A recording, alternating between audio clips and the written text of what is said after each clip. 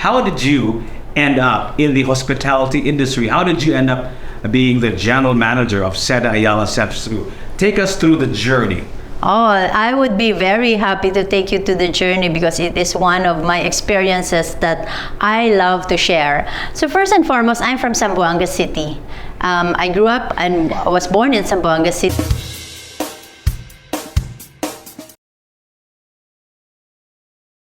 Okay, ladies and gentlemen, the general manager of Seda Ayala Center Cebu. I am honored to have Gwen de la Cruz live. Hi, Gwen. Hello, Ziggy. How are you? I am good. How's everything? Congratulations on your 5th anniversary. Very good. Thank you so much. We are today, August 19 is our 5th anniversary. Oh, today's the actual birthday. So Seda Ayala Center Cebu, and I have been here for 5 years now. From the beginning? Yes, from when it rebranded from Marriott to Seda, then I was the first general manager already up until now. Wow, congratulations on your 5th anniversary as well as general manager. Before I get into Seda Ayala Center Cebu, Gwen, I'd like to ask you, if you don't mind, you can go back as far as you can, maybe during your childhood days, during your academic life, maybe even during your professional life. How did you end up in the hospitality industry? How did you end up being the general manager of Seda Ayala Center Cebu? Take us through the journey. Oh, I would be very happy to take you to the journey because it is one of my experiences that I love to share. So first and foremost, I'm from Zamboanga City.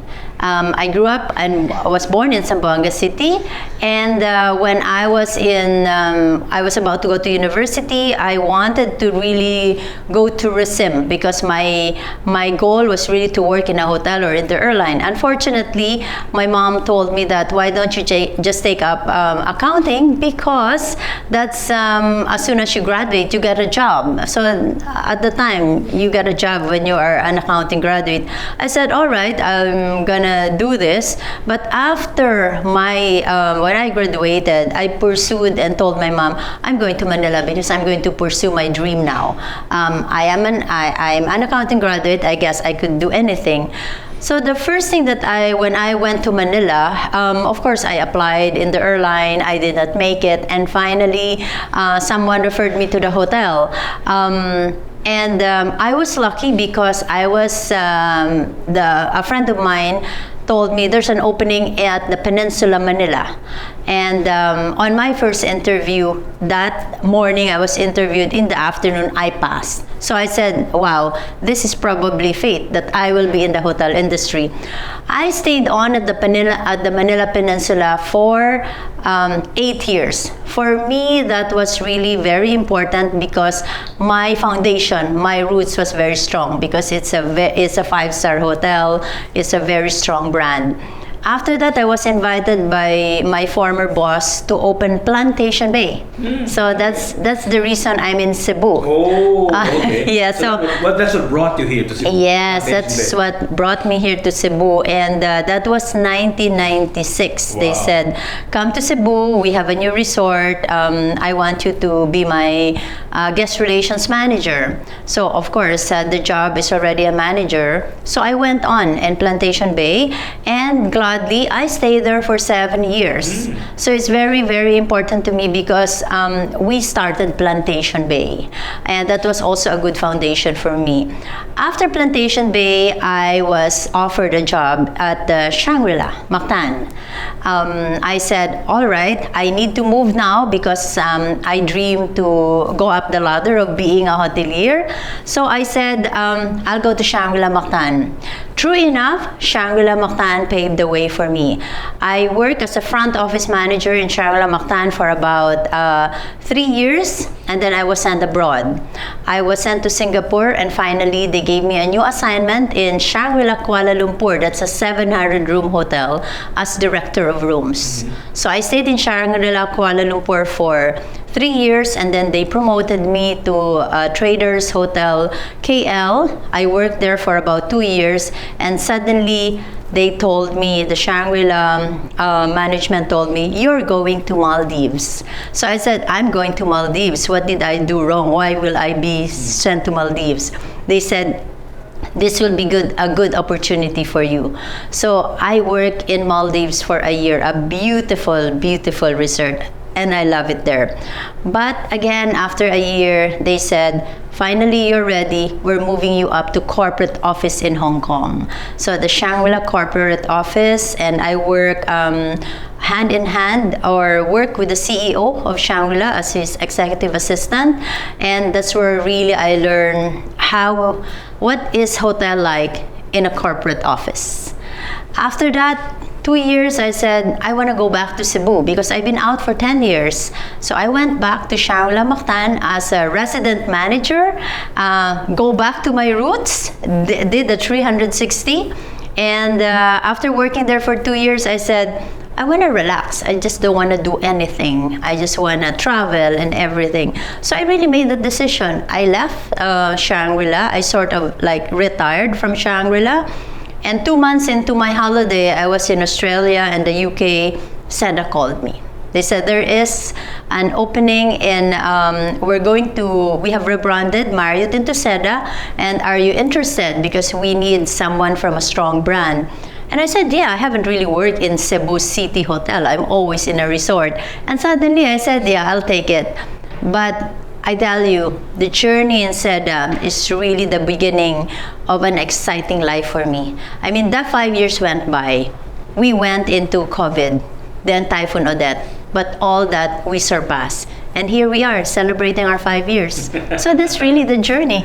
Wow. 33 years in the hotel industry. Wow, that's a long time. Yes. I'm sure there's been a lot of lessons that you've learned for 3 decades Yes. hotel industry, right? But maybe you can share to us a few of the lessons that you've learned as far as being in the hotel and hospitality industry. All right. So I think the hospitality is really diverse. You have to deal with guests, you have to deal with the staff, and at the same time, you have to deal with the community. I think the root of everything has to be, you have to take care of your people first and foremost.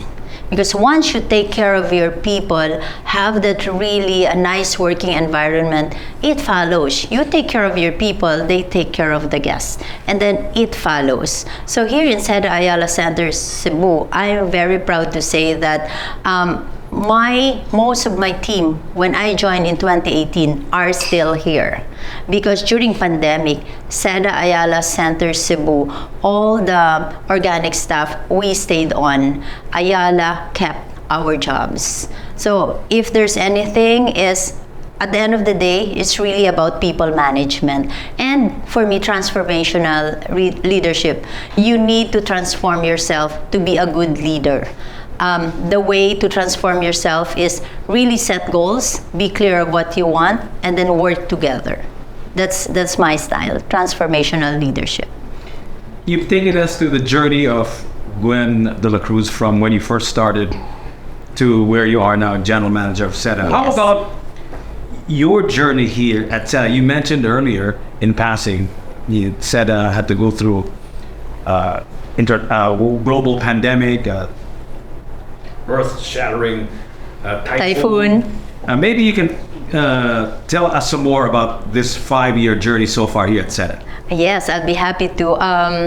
We opened in August 19, 2018. The first year was seamless. I mean, we got the support of the community, we got the support of everyone. We had one of the highest occupancy. So the transformation was not difficult because we got the occupancy and we got the support, and COVID happened. After only 18 months of being in operation, of rebranding into SEDA, here comes COVID. Of course, no one expected COVID to last. We thought it's gonna be for 2 months. But what I learned there is how you need to be resilient, how you need to work with your people. Remember, we did not close. We continued on. We kept the jobs of the team. So the thing about there is, sa hirap at ginhawa, for better or for worse, you should all be together. So my journey in SEDA is 1 year of really best business, only for 18 months, and then after that, 3 years of taking you into COVID, and then once you're trying to recover from COVID, here's Typhoon Odette. But what's important is, in spite of that, my people stayed on. We all stayed on. So it was easy for us to go back to the business that we are now. In fact, our occupancy now is better than in 2019. So really, it's all about going to the journey together. Walang iwanan. Every brand, they have their sort of inclinations, tendencies. They have certain focuses. Yes. So what is your focus in SEDA? SEDA, our goal in SEDA is really first, customer satisfaction, and making sure that the Filipino brand of hospitality has to always be there. Our core values includes, we call it LIVM: leadership, integrity, vision, excellence, and malasakit. So these 5 core values are so important for you to be in SEDA. It's the core values of the Ayala Group. If you're in Ayala, this is who you are, since Ayala is part of SEDA. So that core values, we always have to go back.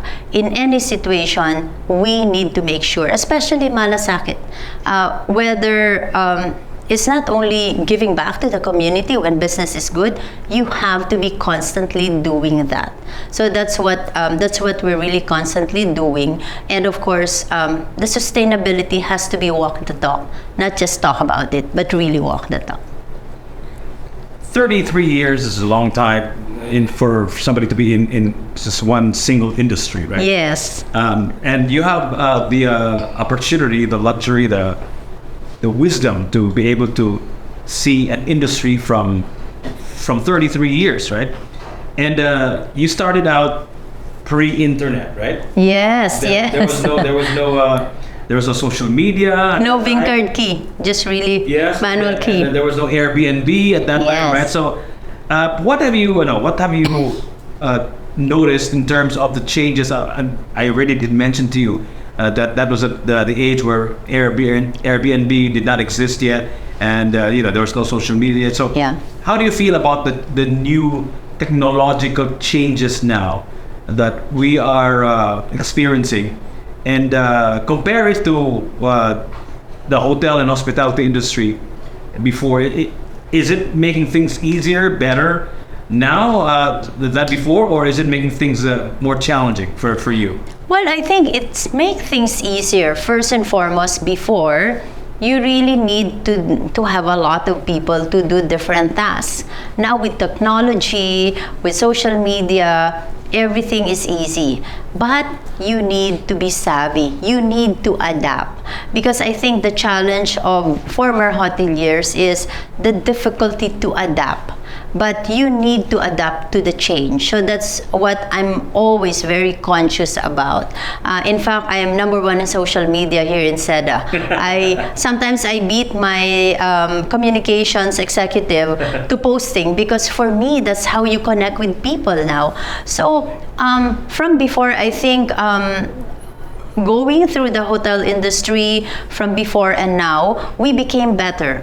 And what's also good about now is real time. You get the feedback from the guests. Unlike before, the guests will write and then they will give it to you, or sometimes mail it to you. Now, real time, while the guest is still there, you already know how the guests feel about their stay. So compared to before, we learn from the past, but we really appreciate the future very much with social media.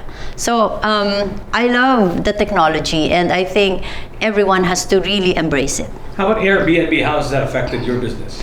Well, Airbnb, our brand is really different from Airbnb. Our brand is onto the luxury level.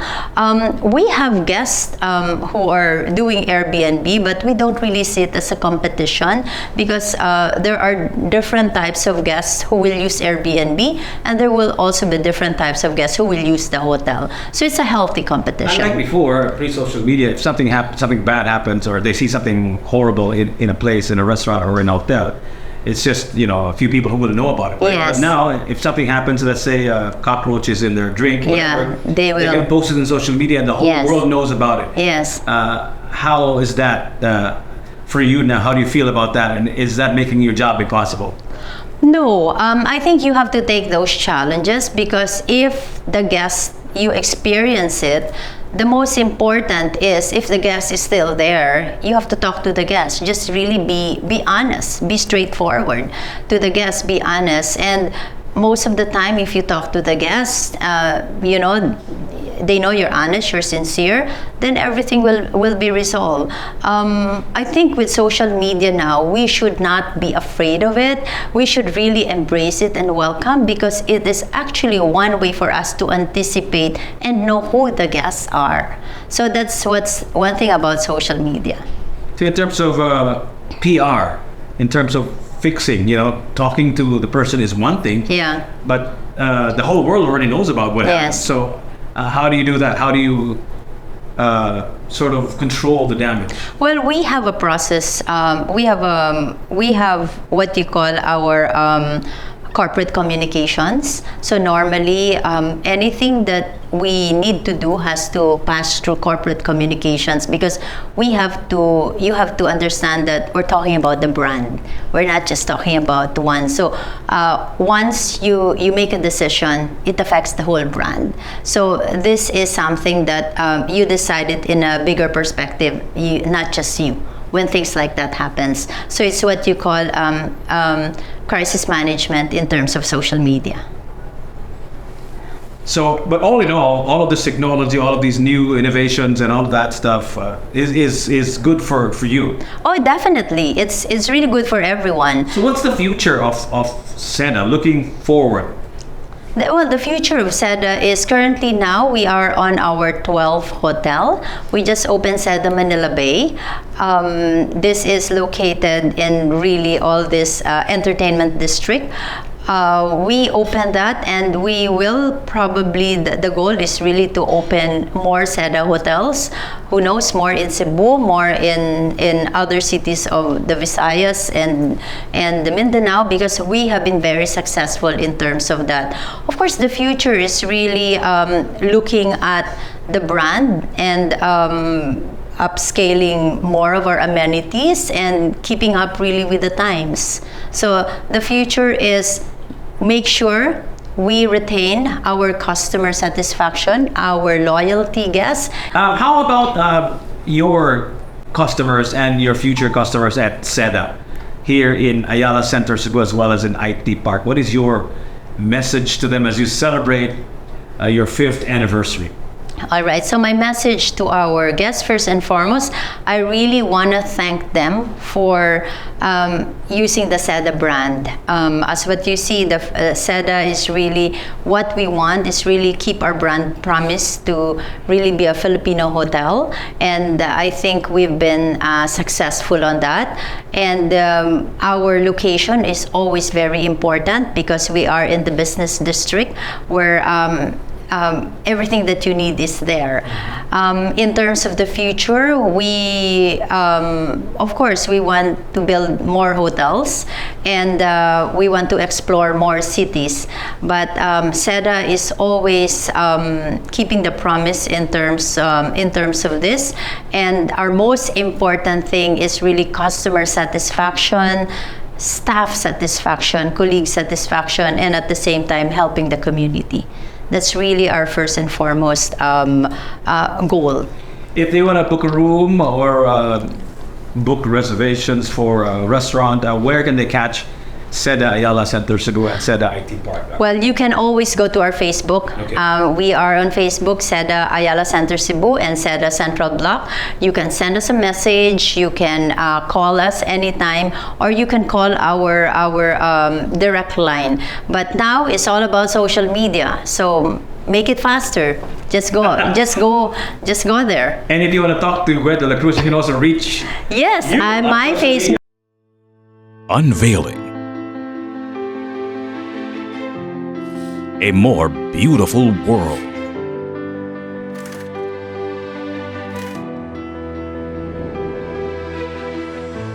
For over 50 years,